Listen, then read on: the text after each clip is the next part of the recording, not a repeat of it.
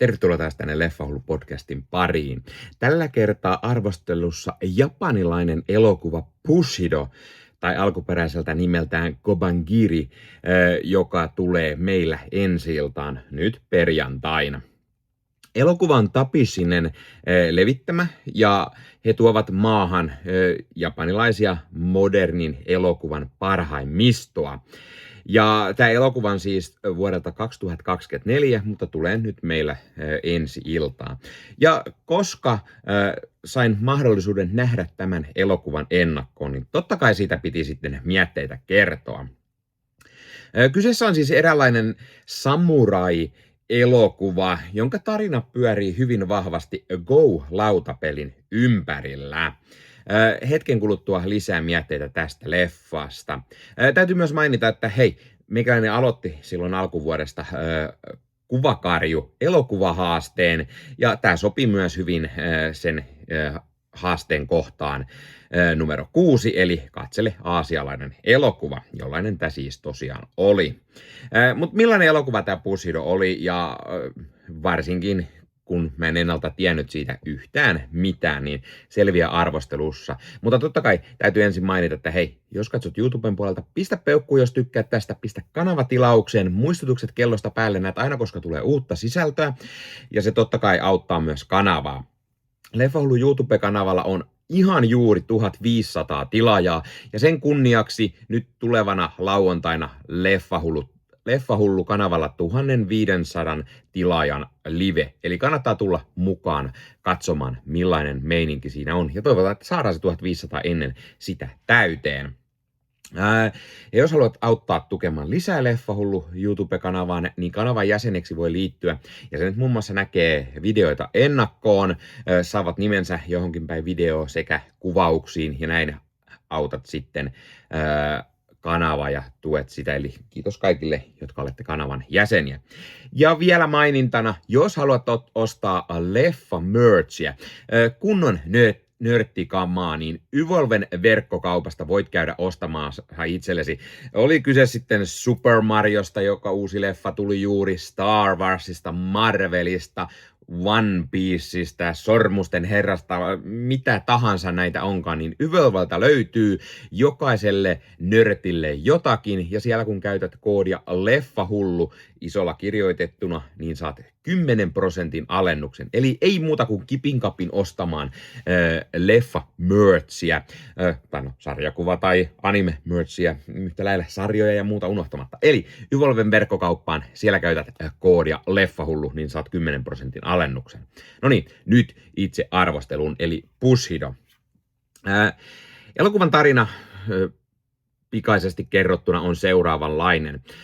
Köyhästä samuraista ja tällaisesta likkaasta liikemiehestä tulee epätodennäköinen ystävykset Go-lautapelin kautta. Isännätön samurai Yanagida on menettänyt asemansa väärien syytösten vuoksi, mutta ei ole luopunut suoraselkäisyydestään. Genbei on taas huonomainen panttilainaaja, joka oppii Yanagidalta rehellisyyden arvon. Myös Yanagidan tytär Okinu ja Genbei kasvattipoika Yakitsi alkavat lähentyä keskenään. Eräänä juhlayönä Yanagida kuitenkin saa järkyttävän viestin, joka kutsuu hänet etsimään kostoa. Samana yönä Genbeiltä katoaa suuri summa rahaa ja syylliseksi epäillään Yanagidaa. Heti ensi minuuteista alkaen mulla tuli heti semmoinen Shogun-sarjan fiilikset. Joo, paitsi että tämä ei ole semmoinen super samurai taistelu leffa, vaan tämä tarina sijoittuu todella paljon tämän Go-lautapelin ympärille, mikä on todella isossa roolissa tässä, eikä se niinkään se samurai-taistelut. Joo, tässä on myös samurai-taistelua, mutta todella vähän. Tämä on enemmänkin semmoinen historiallinen draamaleffa, joka sijoittuu samurai-aikaan, sinne Endo-aikakaudelle, eikä kyseessä niinkään sitä samurai-taisteluita. Tarkkoja vuosilukuja tässä ei kerrota, mihin tämä leffa sijoittuu, mutta Edo-aikakaudelle tämä sijoittuu, eli sinne noin 1600-1800-luvun välimaastoon suurin piirtein. Tästä elokuvasta tulee myös pikkusen mieleen Marty Supreme siinä mielessä, että se leffa teki Pingiksestä kiinnostavaa, aivan kuten tämä tekee Go-lautapelistä kiinnostavaa. Joskin tämä on melko rauhallinen leffa, eikä semmoinen todella hektinen juoksu, mitä Marty Supreme taas on. Tässä leffassa se Go-lautapeli on todella isossa osassa, jopa niin isossa, että takaumissa me nähdään, kun pelataan Go-lautapeliä. Ja siinä pelistä voi olla lopulta kyse niin kunniasta ja kuolemastakin. Ja se on hyvin mielenkiintoinen. Tässä nähdään niitä pelejä useammankin kerran. Ja vaikka et sä ehkä tietäisi niitä sääntöjä, niin sä alat kyllä jännittämään tässä, että mitä niissä tapahtuu ja kuka vie. Ja siinä pikkuhiljaa opetetaan hienosti näiden hahmojen eleiden ja ilmeiden kautta se, että mitä tässä pelissä tapahtuu. Puhutaan sitten vähän leffan näyttelijöistä. Eli päähahmo Kanukoshi Yanagida näyttelee Tsuyoshi Kusanagi, joka on tämmöinen entinen SMAP, tämmöinen idolitiimin jäsen, ja hänellä kuuluisia rooleja on muun muassa Midnight Swan ja Bullet Train Explosionista. Ja täytyy sanoa, että tämä Kusanagi vetää kyllä todella hyvän roolin, ja Yanagida on todella kiinnostava hahmo, ja hahmo kasvaa hyvin tämän leffan aikana ja alkaa kiinnostamaan paljon enemmän, mitä hän tekee. Genpei Yorochua näyttelee puolestaan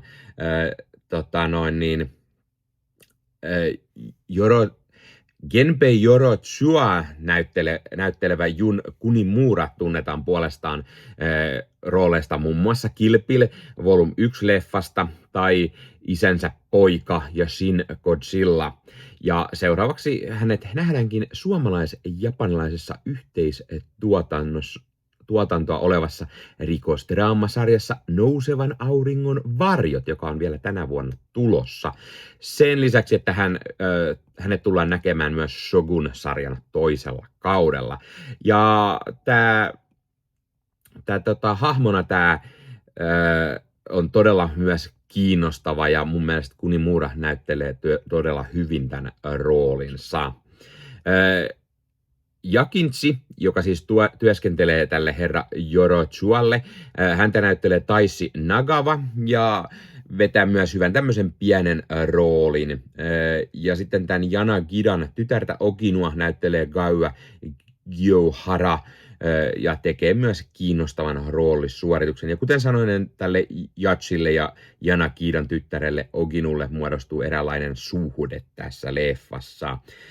Pahishahmo Hyogo Shibata näyttelee Takumi Saito, ja hän on tämmöinen mielenkiintoinen, myös tämmöinen vähän samurai-hahmo, joka on tämmöinen selkeä tämän leffan niin kuin pahis, varsinkin loppupuolella, ja vetää hyvin roolinsa ja on kiinnostava semmoinen pahishahmo. Sitten tässä isossa roolissa nähdään myös bordellin emäntä Ogo, jota näyttelee Guyoshi Koizumi, kun taas sitten muun muassa Eita Oguno näyttelee Samon Kaishikia. Nämä sivuhahmot on myös ihan hyviä ja kiinnostavia tarinan kannalta, ja näyttelijät vetää varsin hyvin. Ohjaajana tässä leffassa on Kazuo Shiraishi, joka tunnetaan ehkä parhaiten rikoselokuvista, kuten Blood of Wolves tai Last of the Wolves, mutta tämä on hänen ensimmäinen tämmöinen historiallinen elokuvansa. Mä en ihan hirveän paljon ole perehtynyt japanilaisiin elokuviin, enkä niin kuin varsinkaan 2010-luvun, 20-luvun japanilaisiin leffoihin, niin en ole näitä ohjaajan aiempia töitä nähnyt. Ja kirjoittajana tässä on Masako Kato. Tämä Bushido perustuu tämmöisen vanhaan Raguko-tarinaan Kakunoshi Yanagidasta, jonka pohjalta sitten ohjaaja Shiraishi ja sitten Go-peliä rakastava käsikirjoittaja Masako Kato kehitti tämän elokuvan tarinan. Ja tämä lyhyt alkuperäiskertomus kadonneista rahoista pidetään Yanagidan tällaisena taustatarinana ja kostonarratiiville, ja sitten se Go-lautapelit on siihen pistetty. Ja ilmeisesti tekijät myös rakasti niin paljon sitä Go-lautapeliä, että tässä on ihan historiallisia, kuuluisia Go-lautapelikamppailuita tehty uudelleen tätä elokuvaa varten. Tämä oli kyllä mun mielestä tosi hieno elokuva, todella kiinnostava, otteessaan pitävä. Joskin mä olisin ehkä kaivannut pikkusen enemmän sitä samurai-taisteluita, sitä miakan heilutusta. Nyt niitä oli melko vähän, mutta ehkä just sen verran, että lopulta ne ehkä pelasti tämän leffan ja käänsi siitä vielä kiinnostavamman. Joo, jotenkin se Go-lautapelit, mikä on ehkä kiinnostava, niin se on vähän myös osittain pitkäveteistä siinä mielessä, että vähän haluat samurai-leffalta enemmän sitä samurai-menoa ja meininkiä. Mutta sitten se samurai-meno ja meininki, mikä tässä on, niin se lopulta tekee ehkä tästä vielä vähän kiinnostavamman. Ja koko se yksinäinen samurai, kunnian palautus ja kosto, mikä on sitten isossa osassa leffan loppupuolella, niin se teki tästä todella paljon kiinnostavamman. Vaikka ne alun Go-lautapelit-kamppailut olikin hyviä ja loppupuolella nähdään myös niitä ja hyvin kiinnostavia, jopa jännittäviä Go-lautapelejä, niin se perinteinen samurai-meno, mitä tässä nähdään, niin se oli heti kiinnostavampaa. Ja mun mielestä täällä elokuvalla on hieno tarina kunniasta, kostosta, ylpeydestä ja ystävyydestä ja lopulta myös sitä Go-lautapeleistä, mutta toimii mun mielestä tosi hyvin ja ne pelit on hyvin toteutettu tähän. Vaikka ei täysin ehkä ymmärtäisi, miten sitä peliä pelataan, niin just ne hahmojen reaktiot tai ilmeet, kameratyöskentely näyttää aika hyvin, että katsoja myös ymmärtää vähän niin kuin missä mennään ja kuka on voitolla tai tämä seuraava liike mahdollisesti ratkaisee tämän ja niin poispäin, mikä oli kiinnostavasti tehty. Ja hauskaa, että tämmöinen leffa pyörii niin paljon tämän Go-lautapelin ympärillä.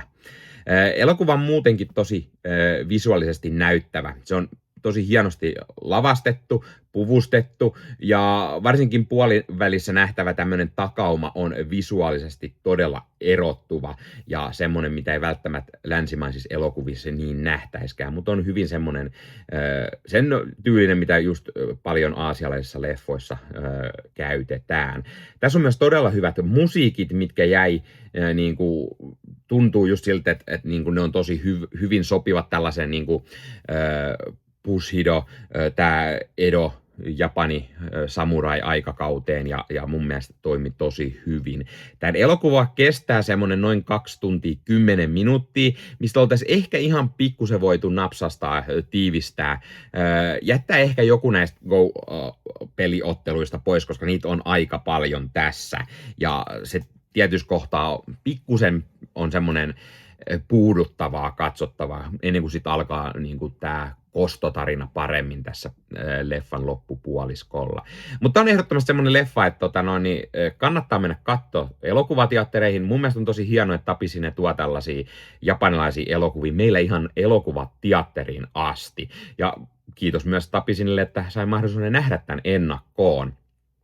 Arvosanaksi mä antaisin tällä varmaan semmoinen 8,5/10, eli kyllä mä ehdottomasti suosittelen, että kannattaa mennä katsomaan tää teattereihin ja tämmöisiä japanilaisia samurai-leffoja, historiallisia draamoja ei ihan hirveän paljon tuu meillä teattereihin, niin mun mielestä on todella hienoa, että tämmöinen tulee ja me ehdottomasti kannustan, että kannattaa käydä katsomassa. Laita kommentteja. Oletko sä menossa katsomaan tämän leffan teatteriin, tai mahdollisesti oletko sä ei ole nähnyt? Mitä mieltä sä oot tästä leffasta, jos sä oot nähnyt? Pidätkö sä japanilaisista elokuvista? Olitko sä edes tietoinen, että tämmöinen elokuva on tulossa? Pistä kommentteja. Ja kuten sanottu, pistä Leffahullu YouTube-kanava tilaukseen. Saadaan se 1500 jäsentä täyteen ennen kuin tulee lauantaina se live. Ja muista ottaa Leffahullu somekanavat haltuun ja ei muuta kuin ensi kertaa. Moro!